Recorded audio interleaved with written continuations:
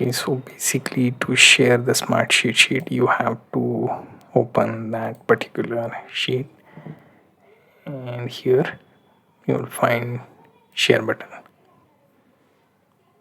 Right now, as you can see, sharing option, you have permission levels.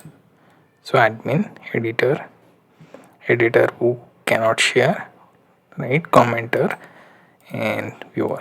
So viewer would be public, but it won't be able to edit, only view only. And there is comment, so that person could have one sidebar, like see this.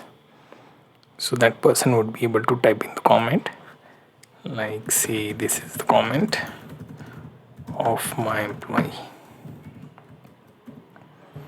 right? So now once you have your comments there, what you can do is you can also take a look at other options like admin. So admin would be able to edit everything, and then you will also have option for adding your invitee subject and message, and also able to share the sheet, right?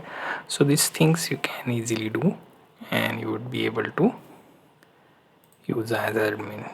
In case of editor, you can share, can edit some of the specific rows and column, but not the big edits. In case you can also share and get the commenter in. Then there is cannot share option, which you cannot share, and finally commenter as earlier discussed. So these some of the usage you can do. Here you can add new collaborators, you can have them within Smartsheet, or you can call the externals. You can also change this, right? So we can type the name of company, and then can have